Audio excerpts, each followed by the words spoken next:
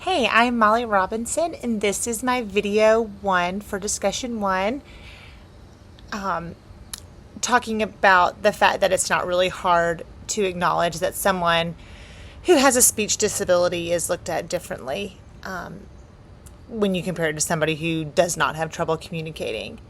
What is so cute as a preschooler all of a sudden turns into an issue when the kids are around 6 years old. Incorrectly pronouncing the T or the ch or the L's is no longer socially acceptable, and it starts to seem babyish. When a little girl's name is Ella and she's in first grade still saying her name is Aya, then it's starts becoming an issue. It can be isolating. I've heard parents of second graders say that they were sad that their little girl was finally saying their R's right and no longer sounded like a baby. Which, it's hard. It's hard when your kids grow up, but what parents and people who are not in education don't really realize is that speech issues can't just be turned off one day when it's no longer cute. Students in second grade start picking up on their peers who have differences, and all of a sudden things start to change, and it becomes no longer socially acceptable to talk different, to look different, to dress different.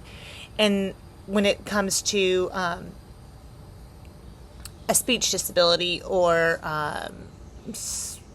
an auditory difference, it just can't be turned off. It's not.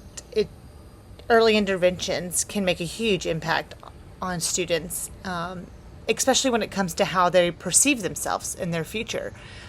Talking to somebody who's not in education may not fully grasp that something like teasing a classmate because they sound funny or they sound like a baby, that it can really make them withdraw from classroom activities. They can stop raising their hand, stop wanting to be the person who answers the question.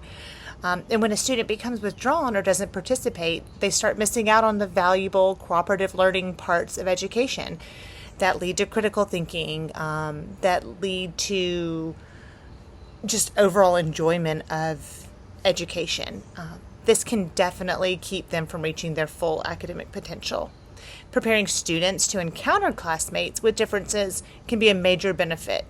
Teaching students about auditory perceptions, and that can help lower the stigma associated with it. We talk a lot about in the early years of elementary school about inclusion, and just because so-and-so needs a sensory break doesn't mean that he's not as smart as us, or just because this little girl happens to be in a wheelchair doesn't mean that she's not just as smart as us. But including things like stuttering or having a lisp or the trouble pronouncing certain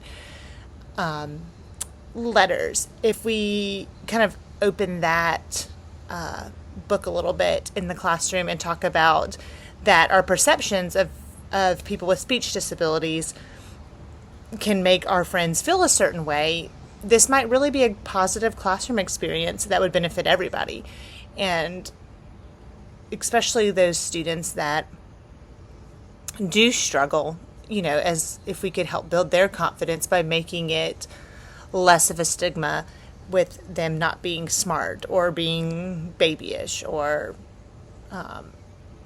being harder to understand, I guess, then as they grow up, hopefully that would be something that doesn't prohibit them from reaching their full potential. Definitely not an easy conversation to have with people that aren't in the education field. I feel like it's one of those things that you may assume that speech is or communication issues are directly related to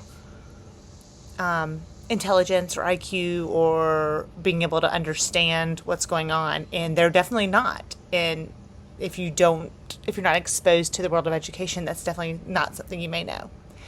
But I enjoyed this chapter or this module. It was fun to learn about, and I look forward to my next video.